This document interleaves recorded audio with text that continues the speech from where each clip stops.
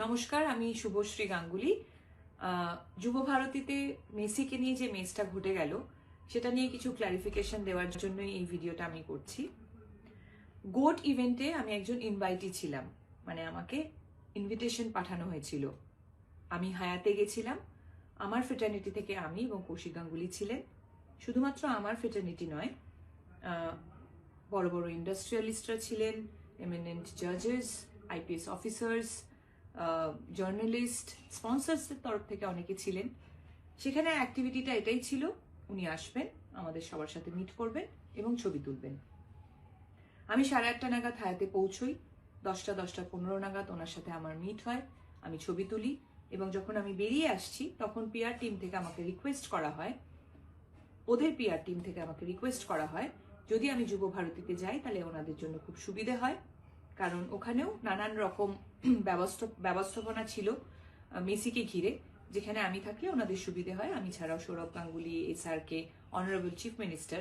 হ্যাঁ, আর একটা কথা বলে দিই, যেহেতু এই প্রশ্নটা উঠছে যে আমাদের ইন্ডাস্ট্রি থেকে আমাকেই কেন ডাকা হয়েছে, এটার উত্তর ওদের পিআর টিম বেশি ভালো দিতে পারবে যে আমাকে কেন ইনভাইট করা হয়েছিল।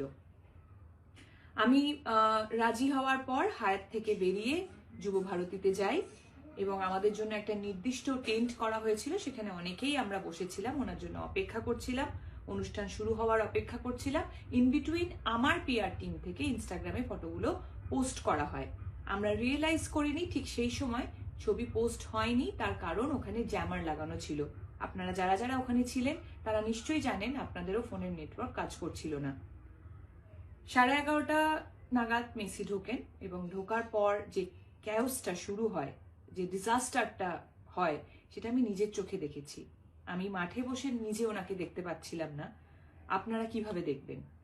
আমি টেন্টের মধ্যে ছিলাম এবং দেখতে পাচ্ছিলাম কিভাবে ম্যানেজমেন্টের একটা ডিজাস্টারের জন্য এত সুন্দর একটা ইভেন্ট হতে গিয়েও হলো না। তারপর ঝামেলা শুরু হলো। আমার একটা শুটিংয়ে যাওয়ার ছিল, অলরেডি আমি লেট হয়ে গেছিলাম।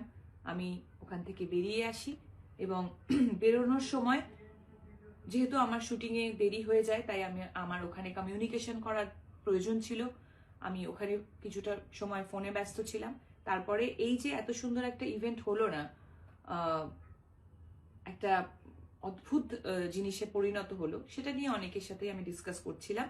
তাই আমি ইনস্টাগ্রাম খুলে দেখতে পারিনি যে আমার ছবিটা তখন পোস্ট হয়নি। আমি বানতলায় পৌঁছই, আমার শুটিংয়ে দেরি হওয়ার কারণে আমি ইমিডিয়েটলি মেকআপ ভ্যানে চলে যাই মেকআপ করতে। মেকআপ করার পর আমি শর্ট দিতে চলে যাই। অনেক ক্ষণ পর আমি রিয়েলাইজ করি যে ঘটনাটা আমি দেখে এসেছি সেটা একটা বড় আকার নিয়ে নিয়েছে এবং কোনো না কোনোভাবে আমি সেটাতে রিলেট হয়ে গেছি। যখন আমি ইনস্টাগ্রাম খুলি তখন আমি রিয়েলাইজ করি যে আমার ছবিটা জাস্ট কিছুক্ষণ আগে শেয়ার হয়েছে, পোস্ট হয়েছে টেকনিক্যাল গ্লিচের জন্য, এবং এটা প্রচুর জায়গায় অলরেডি শেয়ার হয়ে গেছে। এখানেই আমার ঘটনা শেষ। তারপর থেকে শুরু হয় আর একটা ঘটনা, সেটা হলো আমাকে নিয়ে ট্রোল করা, অকথ্য ভাষায় গালাগালি, আমাকে একটা প্রোপাগান্ডা বানিয়ে, আমাকে একটা অবজেক্ট বানিয়ে, মানে আপনারা এমন একটা সিচুয়েশন ক্রিয়েট করলেন যেন মনে হলো মেসি যখন মাঠে ঢুকেছে আমি ওনাকে ঘিরে দাঁড়িয়েছিলাম একা, আমি ওনার সাথে ছবি তুলছিলাম সেলফি নিয়ে। বলতে পারবেন কি আপনাদের ভিউ, আপনাদের ভিশন কোনোভাবে আমি ব্লক করেছি? আমি কি মাঠে কোথাও ছিলাম? আমার কি দোষ যে আমাকে ইনভাইট করেছিল, আমি হায়াতে গিয়ে ওনার সাথে ছবি তুলেছি, সেটা দোষ?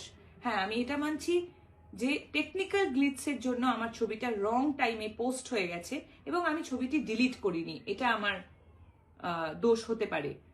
কিন্তু আমাকে নিয়ে যেভাবে নোংরামি আপনারা করছেন, আপনাদের সাথে আমি সমব্যথী। আপনাদের এত কষ্টের রোজগার, আপনাদের স্বপ্নের মানুষকে আপনারা দেখতেই পেলেন না।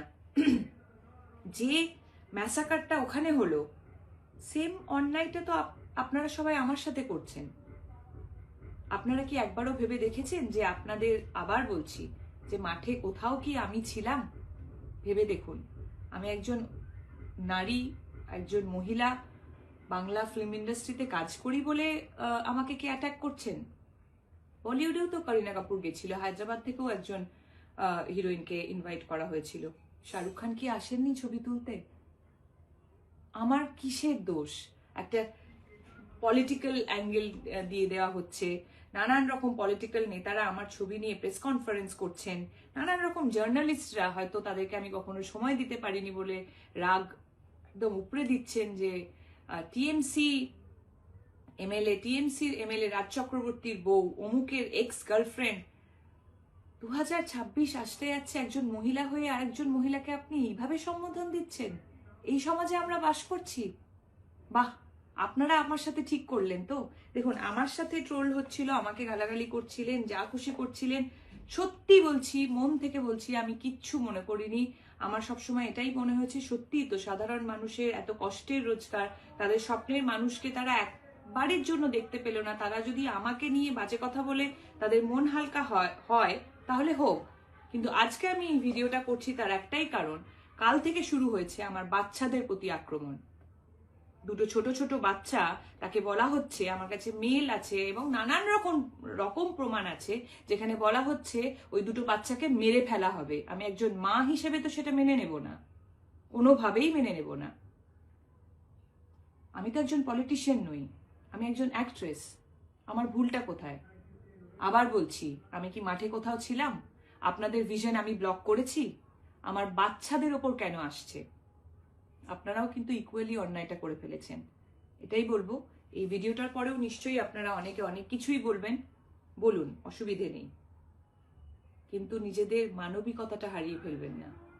দুটো বাচ্চা কোনোভাবেই কিন্তু যুক্ত ছিল না, সেই দুটো বাচ্চাকে প্লিজ টানবেন না। সবাই খুব ভালো থাকবেন, সকলকে ভালো রাখবেন।